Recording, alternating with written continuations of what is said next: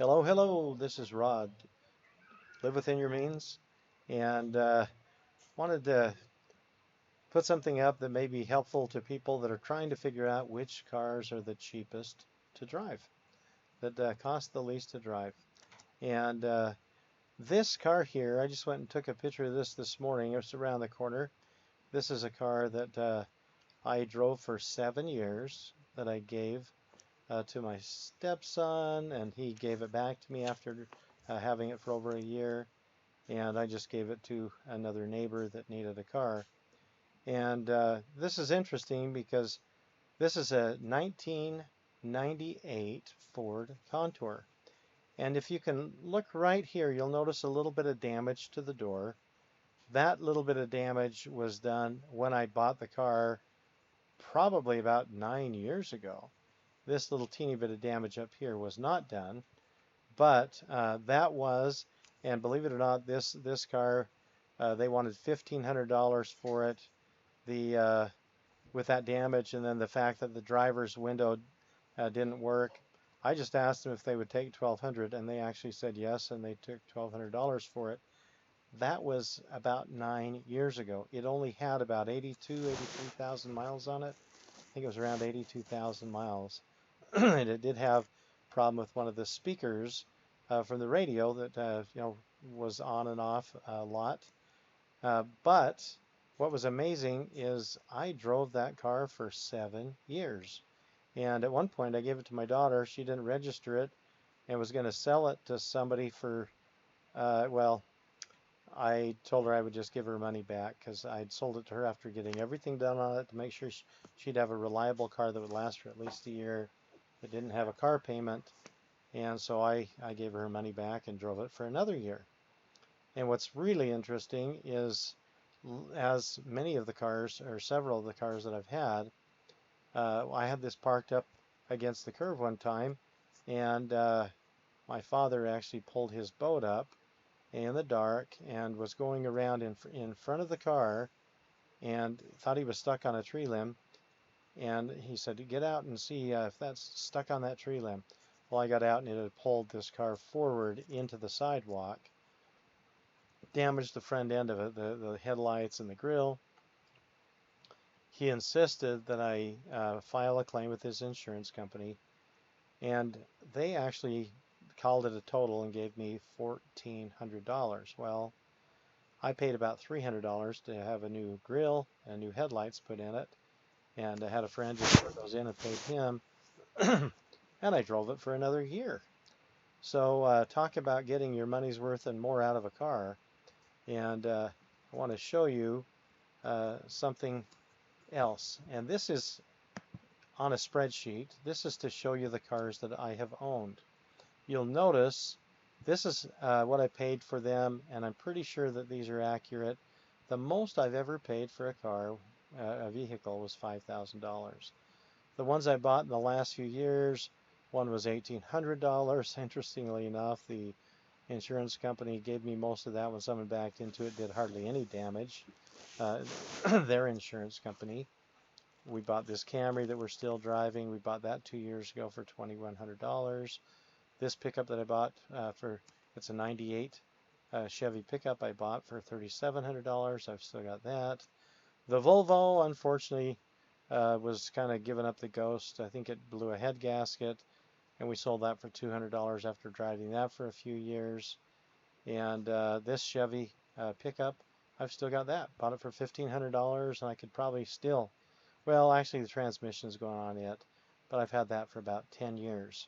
So all the cars that I have owned and registered in my life, which is nearly 40 years of driving, have cost me $37,200, and this is what I recall to the best of my memory on each of these. I'm pretty sure this is quite accurate, even if it's not perfectly accurate.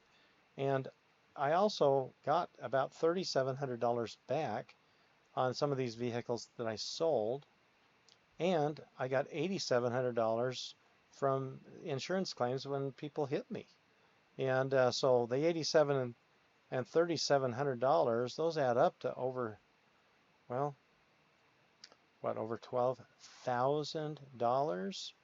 and which means when you subtract that from the 37,000, I've really spent less than $25,000 on all the vehicles I've been driving for about 40 years.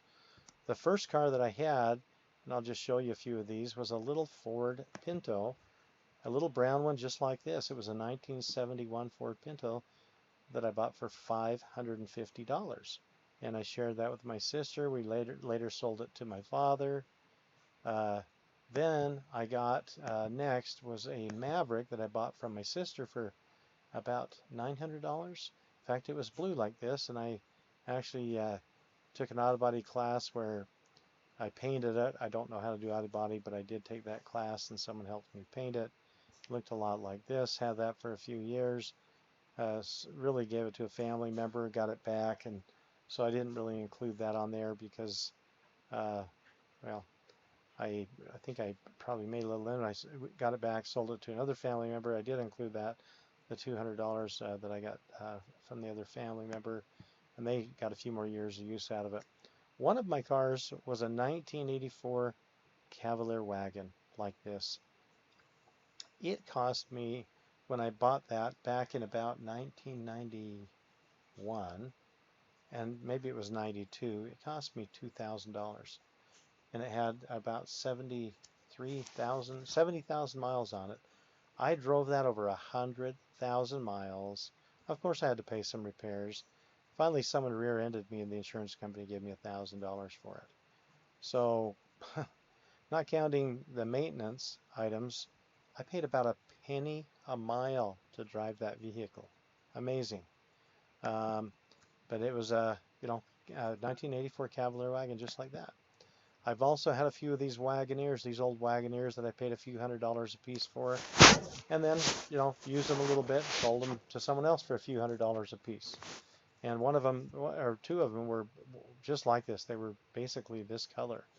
And then I've also had a, which I have now, well, I've got a few Chevy pickups, and I think there was one here that looked a lot like one that I had for a number of years. It was an extended cab.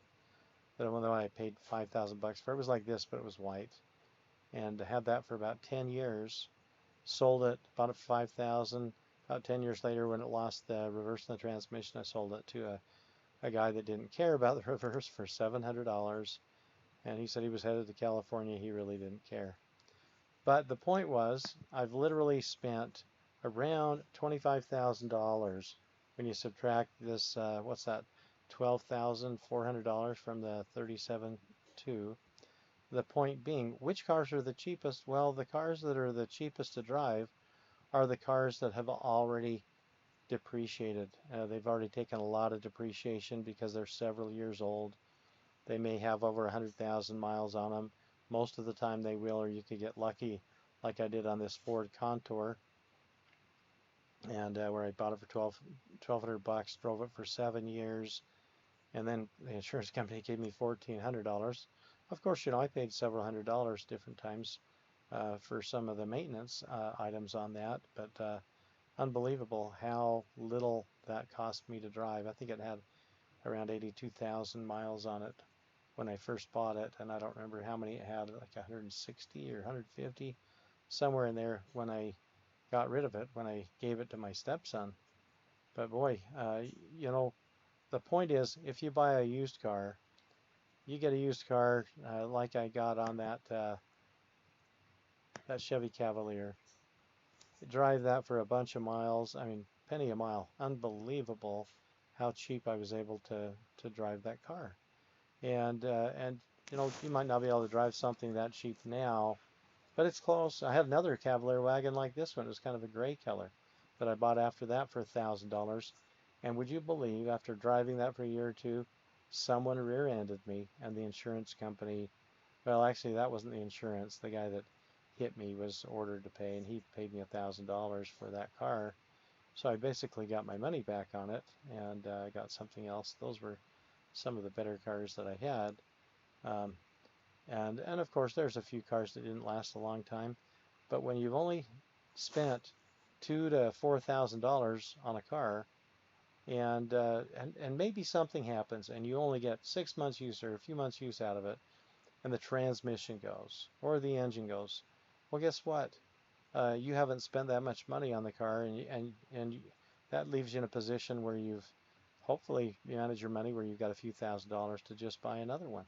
And when you think about it, I I haven't spent anywhere near $1,000 a year for the use of my cars other than the gas, because even with the maintenance on my cars, I probably paid less than $1,000 a year. So don't be afraid to buy something that's used.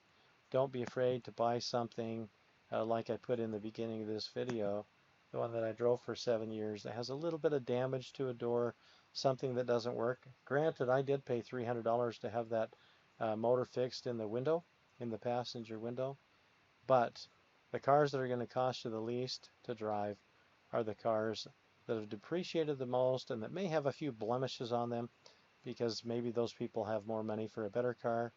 And maybe you do too. You can certainly, you don't have to buy new cars and you don't have to buy really old ones like I buy. I like to be able to tell people that I haven't spent over $5,000 on a car so that people can know that they can do it, that they can live within their means. And most people can if they choose to do so. The truth is, I could go out today and I could probably pay $10,000 cash for a car. But I don't think we're going to spend that much on one because we want to make sure we've got money to take care of other things, when things arise. And I want this younger generation, not to mention the generation my age, to realize that they can live within their means, and if they do so, they can pay everyone they owe. And but don't be afraid to buy a well depreciated car with a few blemishes. This is Rod. Live within your means. Have a wonderful day.